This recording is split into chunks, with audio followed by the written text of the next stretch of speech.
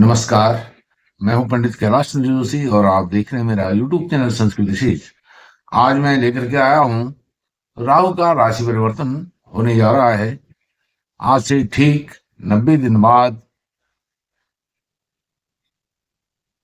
18 महीने तक यह राहु 18 महीने तक ठीक 90 दिन बाद आपके एकादश भाव में 11वां राहु आपका होने वाला है।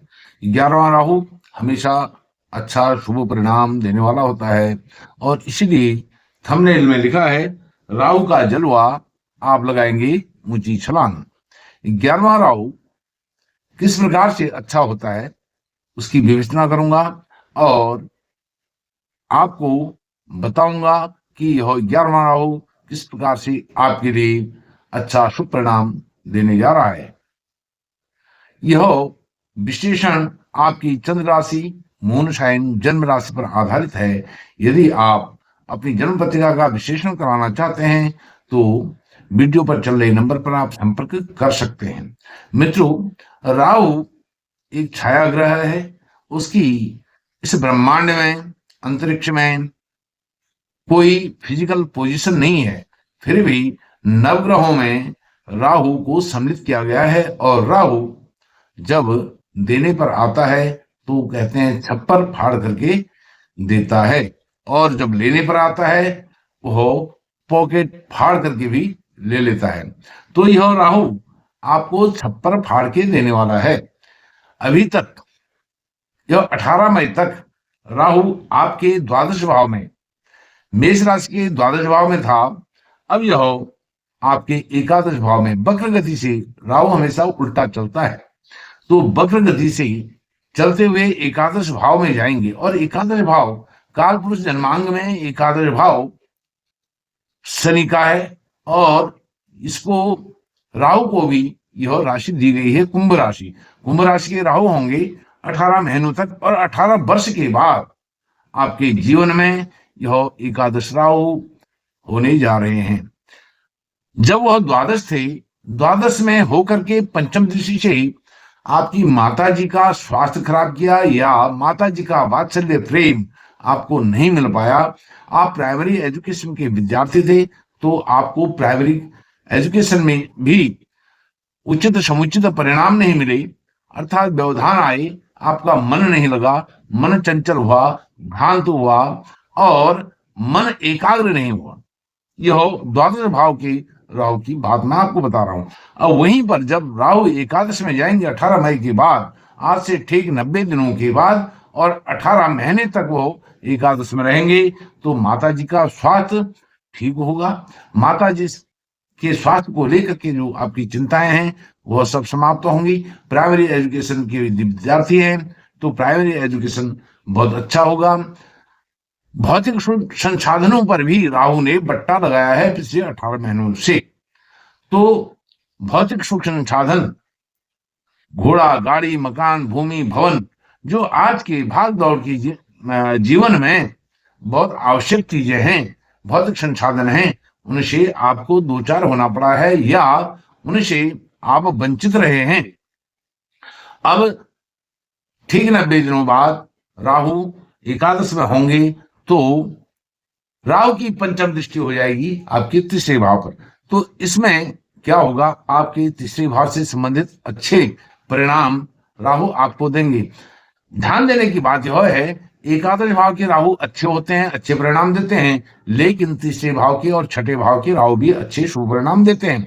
इसलिए एकादश में होकर के तीसरे भाव में उनकी पंचम दृष्टि पड़ रही है, तो केवल आपने अधिक आत्मविश्वास से बचना है। आत्मविश्वास बहुत अच्छा रहेगा, लेकिन अधिक आत्मविश्वास से बचना है। अति नहीं होनी चाहिए कि मैं सब कुछ कर सकता हूं, ऐसा अहम भाव आपके अंदर उत्पन्न नहीं होना चाहिए।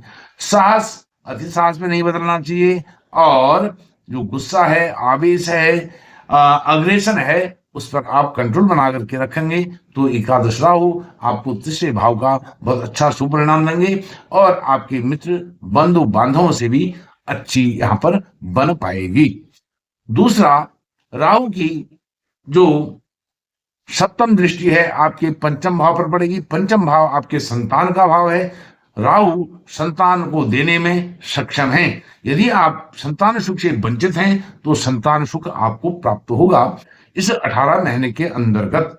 और यदि संतान शिक्षा के क्षेत्र में अध्ययन कर रही है, अध्ययनरत है, तो उनका अध्यापन इन 18 महीनों में बहुत समुचित ढंग से होने वाला है, बहुत अच्छा होने वाला है। इसके साथ साथ राहु की जो नवम दृष्टि है, नवम दृष्टि आपकी दैनिक रोजगार, दैनिक इनकम के भाव अर्थात सप्तम भाव पर है। यह पति पत्नी का भी भाव है। आप स्त्री हैं, पुरुष हैं, तो पति पत्नी से जहां थोड़ा बहुत मन मुटाव रहेगा, वहीं दैनिक जीवनचर्या में आपको अच्छा लाभ यहां पर मिलता हुआ दिखाई दे रहा है।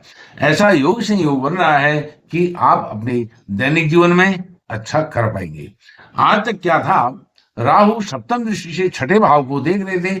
छठा भाव आपके कॉम्पिटिटिव एग्जाम का और आपके शत्रु का, रोग का, ऋण का भाव था। जहां आपको ऋण बहुत हुआ, वहीं शत्रु भी पनपे। साथ में कॉम्पिटिटिव एग्जाम में आपको आंशिक सफलताएं इस बीच मिली हैं पिछले 18 महीनों से आज तक, अर्थात आने वाले 90 दिनों तक। यह राहु की सप्तम दृष्टि आपके छठे भाव पर रहने के कारण बेमतलब के, फिजूल के जो विवाद हैं, उन विवादों से भी आप घिरे रहे हैं पिछले 18 महीनों से। फिजूल के विवाद, फिजूल की लड़ाई झगड़े, इस तरह के जो कार्य हुए हैं, यह हुए हैं पिछले 18 महीने से राहु के आपके द्वादश भाव में होने से। अब वह दृष्टि राहु की सप्तम भाव में हो गई है। सप्तम भाव में मनमुटाव पति पत्नी से जहां होंगे, वहां साझेदारी में भी होंगे, लेकिन साझेदारी में आपका पलड़ा भारी रहेगा। यदि आप साझेदारी में या पार्टनरशिप में कोई व्यवसाय करते हैं, कार्य करते हैं, तो उसमें कुछ व्यवधान आएंगे, लेकिन आप अपनी वाणी पर संयम बना करके रखेंगे। यह उचित परिणाम, समुचित परिणाम आपको मिलने वाले हैं। अब एकादश भाव में राहु है।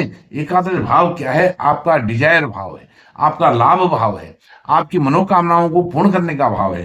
तो एकादश भाव में राहु होने से आपकी जहां मनोकामनाएं पूर्ण होंगी, आपकी आवश्यकताएं पूर्ण होंगी, आपके खर्चे समुचित ढंग से आप कर पाएंगे, उनका निर्वाह कर पाएंगे।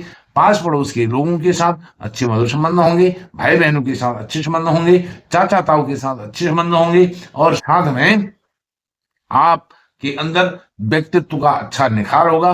व्यक्तित्व आपका प्रखर रूप से समाज में जो एक भूमिका होती है व्यक्ति की, क्योंकि व्यक्ति सामाजिक प्राणी है, समाज में भी आपकी अच्छी यश मान प्रतिष्ठा यहाँ पर राहु आपको देने वाले हैं। हालांकि राहु मेष राशि के जातकों के लिए शत्रु होते हैं, शत्रु होते हैं, लेकिन राहु को शनिवत कहा गया है। शनि के घर में वह विराजमान है, और साथ में शनि के घर में विराजमान होकर के उनको शनि अर्थात कुंभ राशि का अधिपति ग्रह माना गया है। जो पाराशर, वृहत पाराशर होरा शास्त्र है, उसमें पाराशर जी ने कुंभ राशि को अधिष्ठित राशि बताया है राहु की। तो वह अपनी राशि में जाकर के जितने भी आपके लाभ से संबंधित डिजायर्स हैं, जो भी आपकी मनोकामनाएं हैं, वह आपको आज तक नहीं मिल पाई हैं, तो यहां पर वह मिलने जा रही हैं।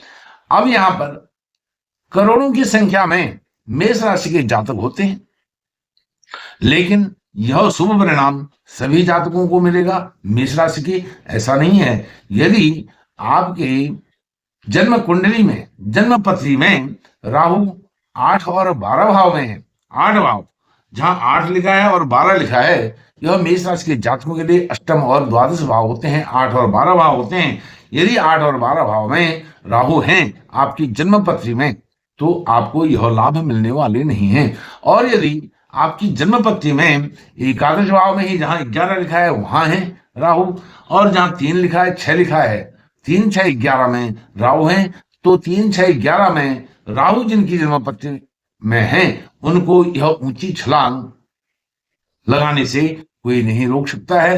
राहु इतने आपके लिए अफर्मेटिव हो रहे हैं, बहुत अच्छे शुभ परिणाम देने वाले हो रहे हैं, इसमें कोई संशय नहीं है। आपका लग्न कुछ भी हो, लेकिन आपके राहु 3, 6, 11 में है और विशेषकर 11 में ही है तो यह सफलता आपके कदम चूमने वाली है 18 महीनों तक। 18 महीने आपके लिए आसमान छूने जैसे होंगे। ठीक 90 दिनों के बाद 18 महीनों के लिए यह परिणाम है और यह 18 वर्ष के बाद आपके 11वें राहु हुए हैं। त्रिघटे एकादशे राहु यह सब कल्याणकारी भाव में हो जाते हैं 3 और 3, 6, 11 में। इसलिए यह आपके लिए बहुत शुभ समाचार है। 18 मई के बाद आप राहु के जलवे से और अपनी सफलताओं से बड़ी ऊंची छलांग लगाने जा रहे हैं। आपको बहुत बहुत शुभकामनाएं। हार्दिक धन्यवाद। नमस्कार।